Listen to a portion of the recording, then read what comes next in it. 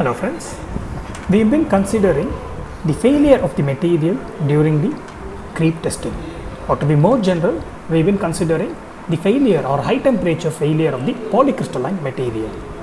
So in this, we have largely confined to the intergranular failure of the material. So even though we are in general sense talking about the high temperature failure of the material, our focus is largely confined to the intergranular failure. So the reason our focus is confined to the intergranular failure is because in an actual high temperature application wherein the polycrystalline materials are used, it is this mode of failure that is prevalently observed, and therefore we are focusing ourselves on the intergranular mode of failure. Now in the previous lectures we saw the precursor for the intergranular mode of failure is the formation of cavities.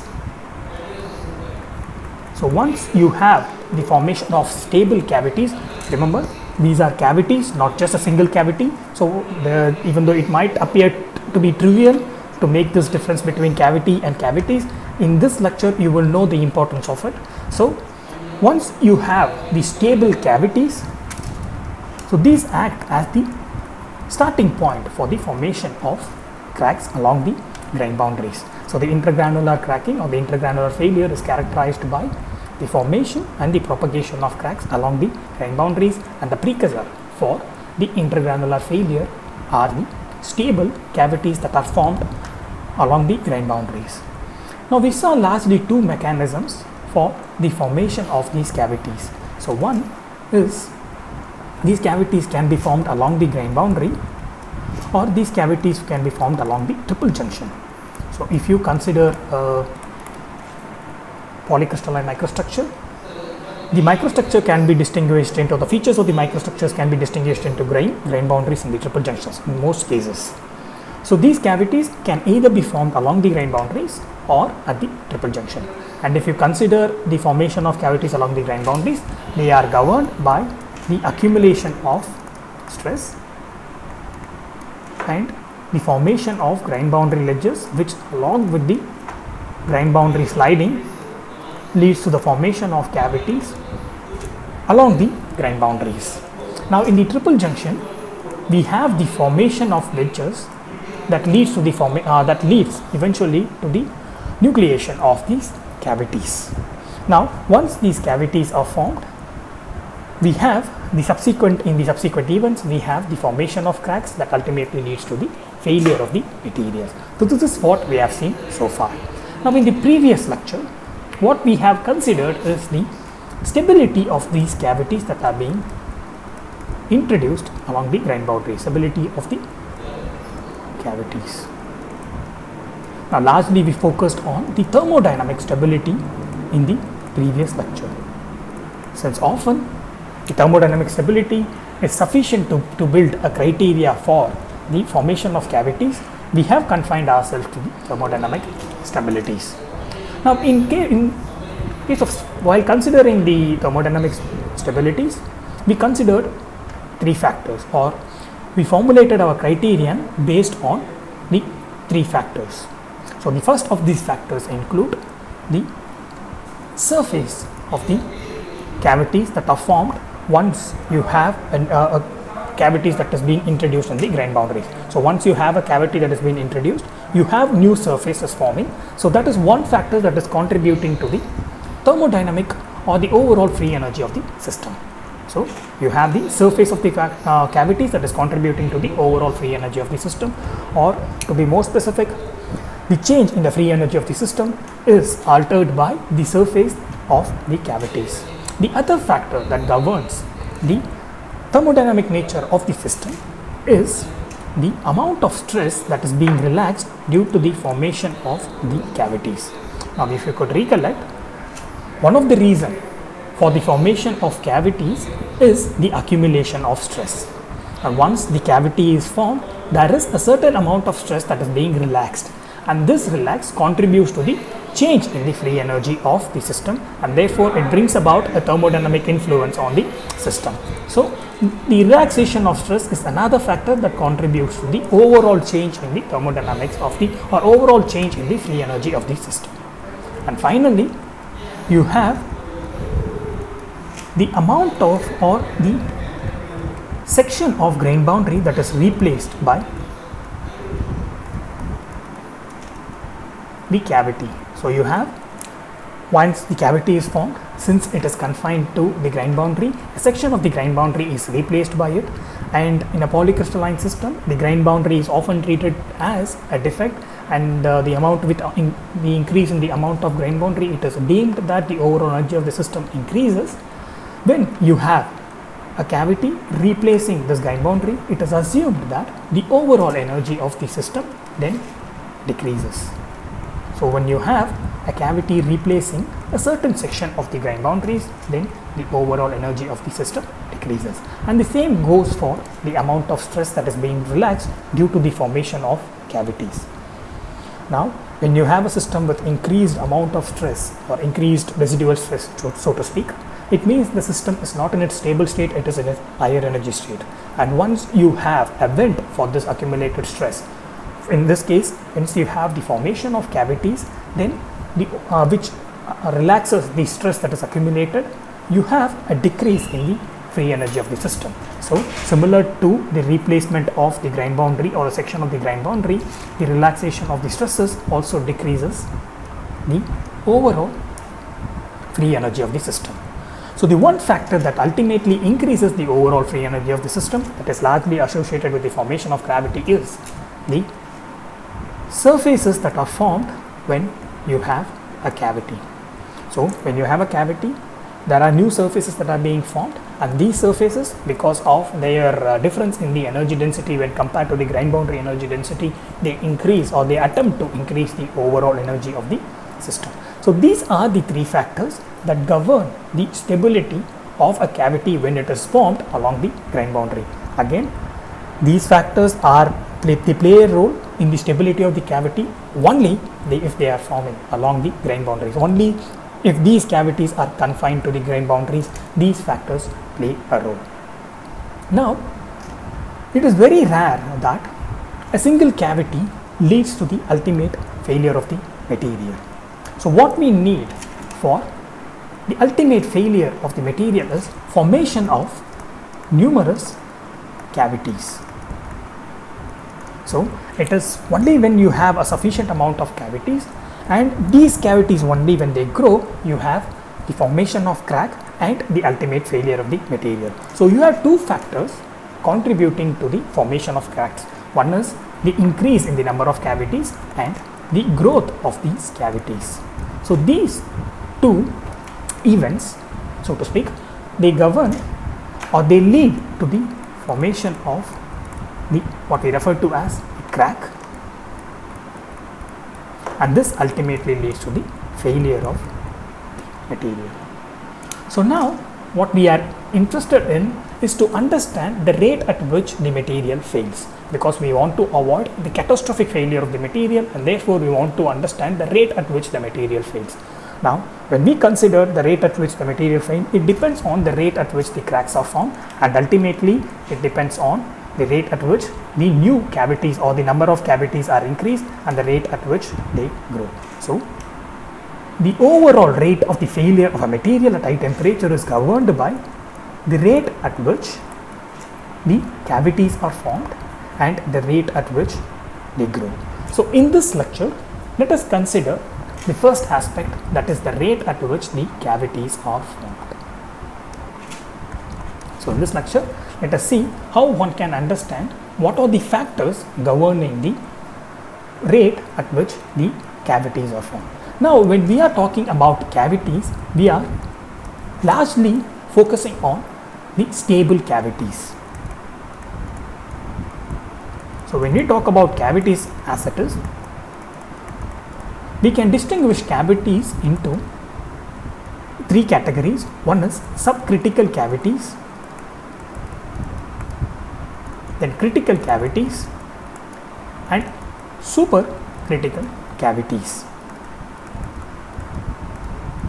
Now in the previous lecture, if you could recollect, based on the factors that govern the stability of the cavities, we arrived at an expression for the critical radius and the critical change in the free energy of the system. Now, when the radius of the cavities that you have, so if you could recollect the plot that enable us to understand the critical radius and the critical free energy change is of this trend. So this is the critical change in the free energy, and this is the critical radius. So this y-axis you have the change in the free energy, and in the x-axis you have the size of the cavities. So when you have a plot something like this, you will be you can quantify the critical change in the free energy that is required and the critical radius of the cavity. Now once you have designated a specific radius as the critical radius and a specific free energy change as the critical free energy change, then you can categorize the cavities into subcritical cavities, critical cavities and supercritical cavities. Now the subcritical cavities are characterized by the size that is less than the critical size, or you can write the same criteria or same definition of the subcritical cavities in terms of the free energy changes that it introduces. So if you want to write this in terms of the free energy change, it would be something like this. So if this is the free energy change that is introduced by the subcritical cavity, then it is less than that of the critical change that is required for it to be stable. So in this way you can characterize the subcritical cavities. Now the critical cavities, it is rather straightforward to understand. The radius is equal to that of the critical radius, and it is in this spot right here, this peak right here, and you can have a similar definition based on the free energy change that is introduced, that it introduces into the system. Now based on the description of subcritical and critical cavities, you can deduce what could be the definition for this supercritical cavity. So it is nothing but the size of the supercritical cavity is noticeably greater than that of the critical size, and the change in the free energy density that it brings about is greater than that of the, or rather greater than that of the critical free energy change that is required for a cavity to be stable. So in this case, what we have done, or based on the criterion that describes the critical cavity, we have distinguished a given cavity into three categories: subcritical, critical and supercritical. Now when we want to talk about the rate at which the new cavities are being formed, we largely confine ourselves to the supercritical cavity, because it is these supercritical cavities that ultimately lead to the formation of cracks.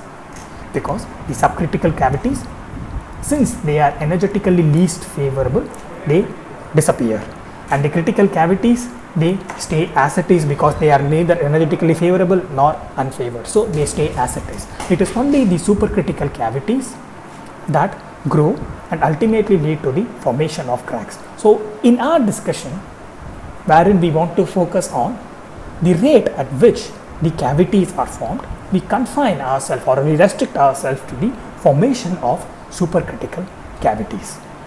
Now supposing for a given temperature and a given stress, so for a given stress and temperature, supposing there are n naught amount of critical cavities. So these critical cavities will act as the starting point for the formation of both subcritical cavities and also the supercritical cavities. So what I mean by that is, now when you have a critical cavities, when this critical cavities expands or grows just instantaneously for a brief moment, it moves into the region of the supercritical cavity. However, on the other hand, when you have a critical cavity and it shrinks due to one reason or another, we will see what this reason is precisely in few moments. So if you have a critical cavity, due to some reason, if this cavity grows, we move into the supercritical cavity region, and this cavities will begin to grow, ultimately leading to the formation of cracks. However, for some reason, if this critical cavity shrinks, then it moves into, or it translates into the subcritical cavity, and ultimately it vanishes off. So therefore, the amount or the rate of formation of the supercritical cavities which we are interested in. The cavities that are greater than the critical size, which ultimately leads to the failure or the cracking or intergranular cracking, depends on the number of critical cavities that are present. The reason for this dependency is because if for some reason, again this reason we will see in few moments, if for some reason this critical cavity begins to grow, it moves into the supercritical cavity region and it is stable, and it will translate into cracks, ultimately leading to the failure of the material. If not, for some reason, if this shrinks, then what ultimately happens is you have the formation of subcritical cavity that ultimately disappears. So therefore, the rate at which the supercritical cavities, the stable cavities that are required for the formation of cracks, so rate at which the supercritical or stable cavities form is proportional to the number of critical cavities that are present in the system, because based on how these critical cavities respond to the given stress and temperature, this is what depends, or this is what governs the rate at which the supercritical cavities are formed. So let me repeat. So when you have a certain number of critical cavities, and these cavities, they respond to a given stress and temperature. Depending on how these critical cavities respond, you have the formation of the supercritical cavities, and therefore the rate at which the supercritical cavities are formed, which is of interest to us because it is the supercritical cavities that ultimately leads to the, or that ultimately translates to the formation of cracks, and it is the cracks that leads to the failure of the material. So we are interested in the rate at which the supercritical cavities are formed, and this rate at which the supercritical cavities are formed, they depend on the number of critical cavities that are already present in a system. Now, for the growth of the critical cavities, we need to increase its size. Now, if you consider a cavity along the grain boundary, so this cavity here, it is within the cavity, you largely have largely have an empty space. So therefore, a growth of the cavity can be translated as the absorption of vacancies. So let me repeat, given the nature of the cavity, given the way the cavity occupies the grain boundary, or what the cavity is made up of in a polycrystalline material, the growth of the cavity can be considered as the absorption of the vacancies. Once you have vacancies moving, so let me show or indicate the movement or the propagation of vacancy or mobility of the vacancy using red. So when you have the vacancies moving along these directions and when they are observed by the cavities, what you ultimately have is the growth of these cavities. Now when you have the growth of this cavity, so what ultimately happens is the translation of the critical cavities to the supercritical cavity. So the factor that governs the translation of critical cavity to the supercritical cavity is the absorption of vacancies. Now, once you have the formation of supercritical cavity, so this is the desired precursor for the formation of cracks. So the formation of cracks is dependent on the rate at which these supercritical cavities are formed. Now the formation of the critical cavities are dependent on the absorption of vacancies. Now if we have the flow of vacancies in the other direction, so instead of the absorption, if the vacancies move away from the cavity, what ultimately happens is the cavity, which is critical in nature, it moves into, or it becomes subcritical cavity, and ultimately it vanishes off. This is of no interest to us because we are largely focusing on the formation of cracks and the ultimate failure of the material. So what we are interested in is the absorption of vacancies, which translates the critical cavity to supercritical cavity. So what we have seen is the rate at which the supercritical cavities are formed. This is of interest to us because this is the supercritical cavity that leads to the formation of cracks and ultimately the failure of the material. So the rate at which the supercritical cavities form, it depends on the number of critical cavities that are available. So once you have a defined number of critical cavities, it is the absorption of vacancies that translates the critical cavities to supercritical cavities. So now when you include this factor, that is the absorption of vacancies, which translates the critical cavities to the supercritical cavities, then you have an expression that looks something like this. So the rate of the formation of the supercritical cavities is equal to beta n naught. So we have replaced the proportionality with equal sign by including a proportionality constant, and this constant here is the rate at which the vacancies diffuse. And this n naught is the number of critical cavities that are present along the grain boundaries. So this is nothing but the number of critical cavities, and beta is the rate of the mobility or the propagation of vacancies along the grain boundaries. So this is how the vacancies propagate, and they get absorbed by the existing critical cavity, thereby translating it to the supercritical cavity. Now let us see what are the factors that govern the number of critical cavities. So in a system you have that is operating at a given temperature and under given stress, you have a definite expression that governs, or you can calculate the number of critical cavities that are introduced into the system. So this is governed by, or this expression is written as C naught Exp.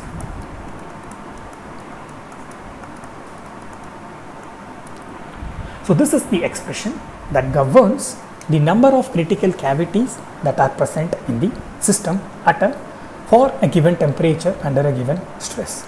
Now, so for a given stress condition, or for the given condition in which the material is imposed, it is governed by the critical change in the free energy density. So if you could recollect in the earlier sections of this lecture, we saw what are the factors that govern the change in the free energy densities during the formation of cavities. So all the parameters or all the factors that influence the material in its high temperature application, they contribute to the change in the free energy density of the system when you have the formation of cavities.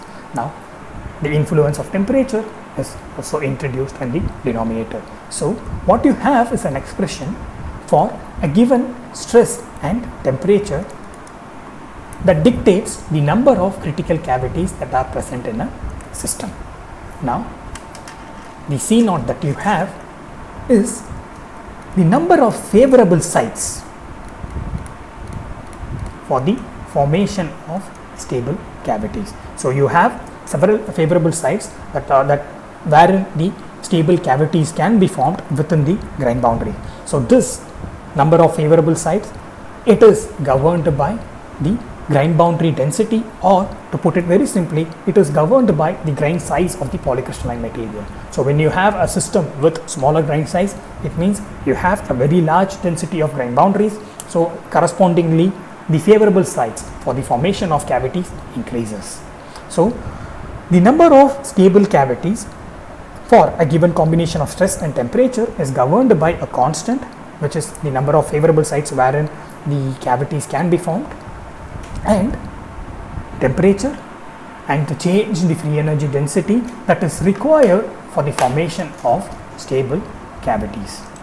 Supposing after a period of time you have the formation of stable cavities, then it means that these stable cavities are formed in the favorable sites and the number of favorable sites has been reduced. So let me repeat, the number of stable cavities that can be formed in a system is governed by the number of favorable sites in the system.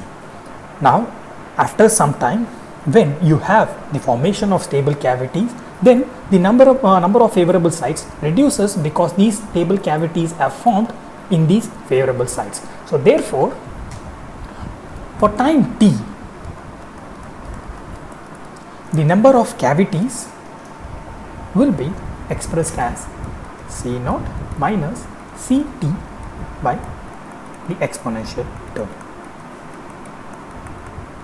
If you could recollect, this exponential term as nothing but the frequency of atomic vibration that allows to the formation, or you can call it as the probability for the formation of stable cavities or critical cavities, rather, for a given combination of temperature and the change in the free energy densities that enables it to be critical in nature.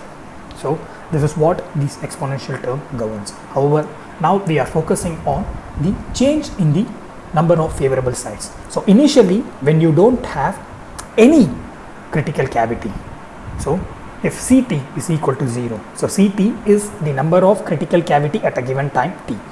At the initial time when t is equal to 0, you don't have any critical cavity, then your expression would look something like this.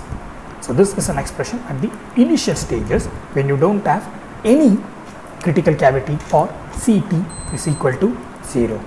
Now, as the time progresses, when you have the formation of critical cavities, it means that these critical cavities have formed in the favorable sites. So for the formation of new cavities, the favorable sites that are already being used cannot be employed. So therefore, you need to get rid of the number of existing critical cavities. So the expression for the number of critical cavities at time t is given by this relation, wherein you have considered the favorable sites that are now available for the formation of new critical cavities by subtracting the existing number of critical cavities. So Ct is the number of existing critical cavities. So what we now have, or what we now understood, is the rate at which the supercritical cavities are formed is governed by two factors. The one is the number of critical cavities that are present. So these are governed by the number of critical cavities that are present, as governed by the change in the critical free energy density and the temperature, and this change in the critical free energy density again is governed by stress and temperature, or rather stress. So for a given combination of stress and temperature, you have the given number or a definite number of critical cavities that are possible, and the other factor that governs the number of critical cavities is C naught, or a constant, which is the number of favorable sites wherein the critical cavities can be energetically formed. And this, because of this dependency of the N naught on the C naught, that is the number of favorable points wherein the critical cavities can be formed, this N naught is time dependent, because as time increases, you might have formation of critical cavities. So therefore, the number of favorable sites available for the formation of new cavities, it reduces. So the dependency then changes to C naught minus C. So this expression is rather neat. So therefore, we have considered the whole of this expression when we want to study the formation and the rate of the formation of the supercritical cavities. So when you talk about the rate of the formation of supercritical cavities, what we are essentially talking about is the nucleation rate of the supercritical cavities. So what we are considering is the nucleation rate. So we saw the rate at which cavities form governs the rate at which the crack is introduced, and ultimately the rate at which the material fails. So when you are talking about the formation of new cavities or supercritical cavities specifically, and the rate at which they form, we are essentially talking about the nucleation rate of the supercritical cavities. So the nucleation rate of the supercritical cavities, they depend on the number of existing critical cavities, and the other factor is the rate at which the vacancies are absorbed. So as we have seen, we are largely interested, or we are exclusively interested in those cavities that grow away from the, or that grow from the critical state, because these are the cavities that leads to the formation of cracks. And for the growth of these critical cracks, or the translation of these critical cavities into the supercritical cavities is governed by the absorption of vacancies. So therefore, the nucleation rate of the supercritical cavities, they depend on rate of absorption of the vacancies.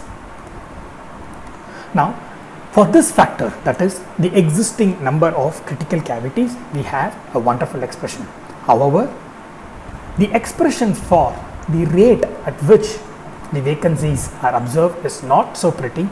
So instead of considering the overall expression, since the expression is not neat or it's rather convoluted, so instead of considering the overall expression that quantifies the rate at which the vacancies are observed by the cavities, we will consider just the factors that govern the rate at which the vacancies are observed, because it's the rate at which the vacancies move into the cavities governs the nucleation rate. So if you consider the movement or the absorption of vacancies by the cavities, one factor that stands out is the diffusivity of vacancies.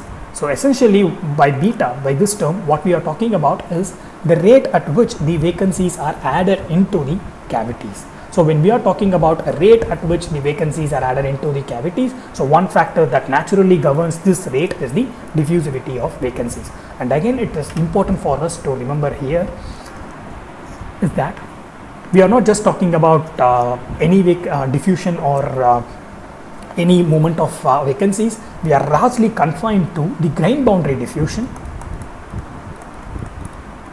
So that means the constant that governs the rate at which the vacancies are added to the cavities is the grain boundary diffusivity.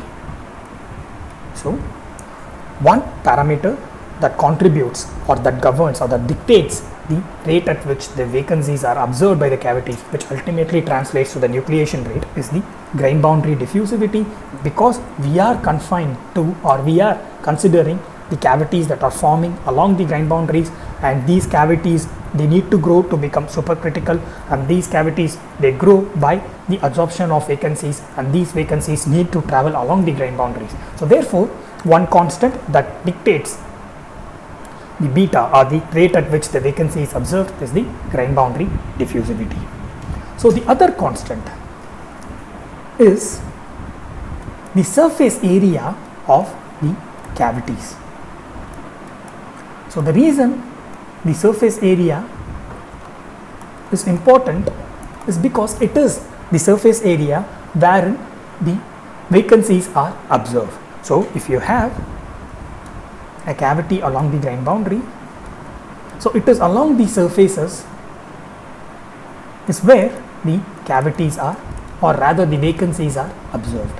So the vacancies are taken in along the surface area. So when you have a surface area that is quite large and that allows sufficient amount of vacancies to move in, then you have a sufficient growth of the cavities.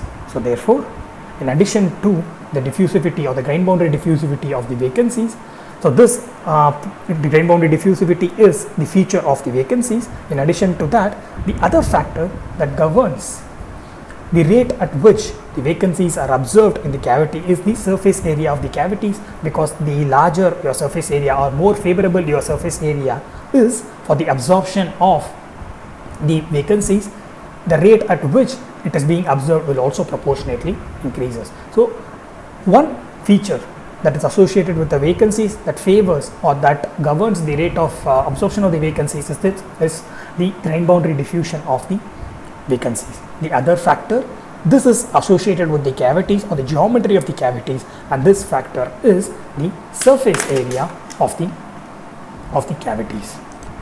Now, when we talk about the surface area of the cavities that allows for the vacancies to be taken in, it is governed by the radius of the cavity. So ultimately, the fundamental variable that governs or that dictates the rate at which the vacancies are observed by the cavities is the radius of the cavities. So what we so far have is the rate at which the cavities are observed by or absorbed by the vacancies, are governed by the radius of the cavities, or rather let's say just call it as R. It is governed by the radius of the cavity, and this is done through the surface area or amount of surface area it renders. And secondly, the other factor that governs the rate at which the vacancies are observed is the diffusivity of the vacancies. So this is a vacancy based feature or a vacancy based factor, and this is the cavity based factor. Now, in addition to these two factors, one important factor that governs the rate at which the vacancies are observed is the number of vacancies that are present in the system, particularly the number of vacancies that are present along the grain boundary. Now, if you could recollect, one factor that governs or that largely influences the number of vacancies in a system is the temperature.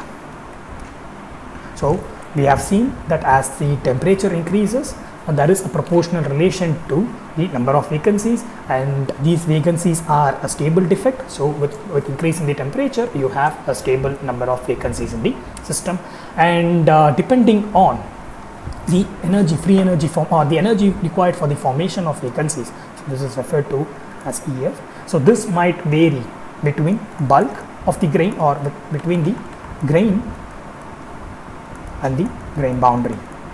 So, the energy required for the formation of vacancies, they might vary between grain and grain boundary, and this energy is provided by the thermal energy. Then you would have the formation of vacancies, and depending on these energies that need to be overcome, you have the number of vacancies along the grain boundary and in the grains. So, for a given temperature, you would have a definite amount of vacancies both in the grains and along the grain boundaries, and the factor that governs the number of vacancies in these regions of the microstructure or in these regions of the material is the energy required for the formation of vacancies. Of course, the energy required for the formation of vacancies will be different for the grain and the grain boundaries, but since with increase in temperature we are able to provide sufficient energy to overcome this formation energy, then you would have a definite amount of vacancies within the grain and along the grain boundaries. Now, in addition to the temperature, we saw that at high temperature specifically, when you consider high temperature application or a creep test or a creep testing of the material, you have that stress decreasing the energy required for the formation of vacancies. So, we have the stress influencing the number of vacancies. So, the stress influences the number of vacancies by decreasing the energy required for the formation of vacancies. So, if this we consider rather elaborately when we were talking about the different creep mechanism, particularly when we are talking about diffusion creep, we saw at high temperature the stress it influences the stress it decreases the energy required for the formation of vacancies. So, once you have another parameter that alters the energy required for the formation of vacancies, then you have another factor that governs the number of vacancies. So, the number of vacancies in addition to the temperature is governed by stress. Since the number of vacancies is directly associated with the absorption of vacancies by the cavities. So, the more vacancies you have, the more possibility it is for the cavities to absorb these vacancies. Then the temperature and stress also govern the rate at which the vacancies are absorbed. Again, only when you have sufficient amount of vacancies, the absorption of vacancies by the cavities is possible. So, this sufficient amount of vacancies is provided by the combination of temperature and stress. The temperature, it enables the vacancies to overcome the barrier or the energy barrier. The stress, it helps to reduce the energy barrier. So, ultimately the rate at which the vacancies are absorbed by the cavities in order to translate it from critical cavities to supercritical cavities is governed by the size or the radius of the cavity, the diffusivity of the vacancies, particularly the grain boundary diffusivity of the vacancies, then temperature and stress. Now the temperature and stress, it influences the rate at which the vacancies are observed by controlling the number of vacancies. Only when you have sufficient number of vacancies, it is possible for the cavities to observe those vacancies. So it is temperature and stress in this manner govern the rate at which the vacancies are observed by the cavities.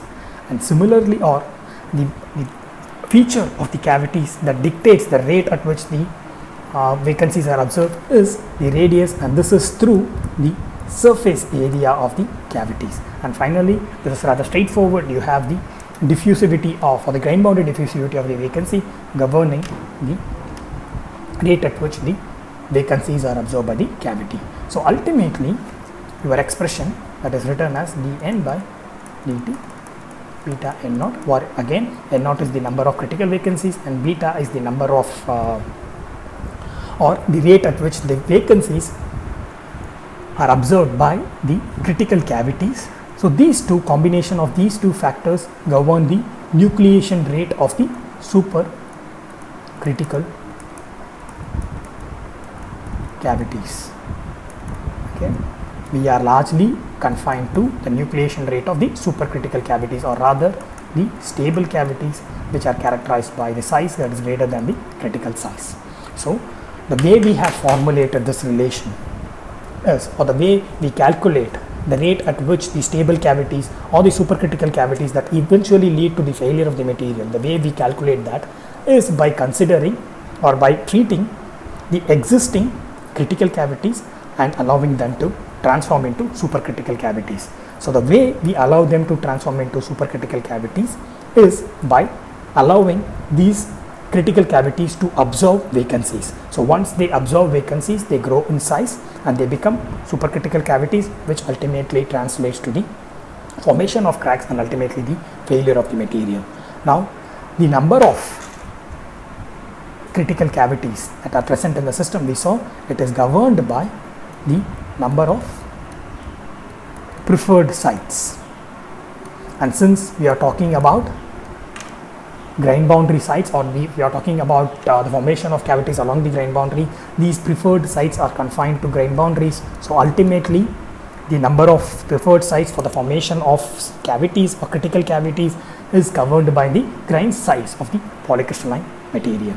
So in addition to that, we have this number of critical size, or the number of rather critical cavities is governed by the stress and temperature through or in the form of the change in the critical free energy density. So these are the factors governing the number of critical cavities in a polycrystalline system at a temperature under an imposed stress. Now the other factors that govern the rate of the formation of supercritical cavities, so the nucleation rate of the supercritical cavities are governed by the other factors here. These factors include the shape or the shape of the cavities, and the shape of the cavities we consider because it offers a sufficient surface area for the absorption of the vacancies that leads to the translation of a critical cavity to the supercritical cavity. The other factor includes the diffusivity or the grain boundary diffusivity of the vacancies, because largely we are interested in the rate at which this growth happens. So therefore, the grain boundary diffusivity, and again temperature and stress, and this is through the number of vacancies that are present in the system. So these are the different factors.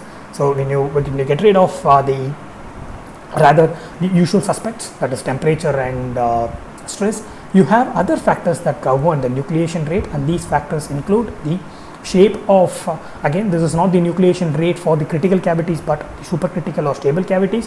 So this is governed by the shape of the cavities, the grain boundary diffusivity of the vacancies, and the number of preferred sites for the formation of cavities. Now if we consider a system with the increased amount of stress,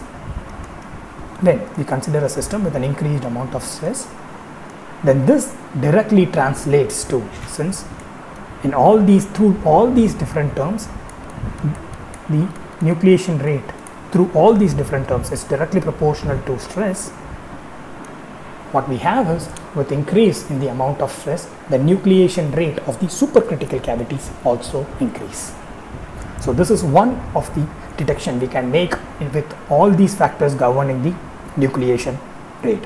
So when you consider the nucleation rate of the supercritical cavities, one factor that generally increases the nucleation rate is the stress. So as the stress increases, the nucleation rate of the supercritical cavities or stable cavities, it also increases. This means you have an increased rate in the failure of the material.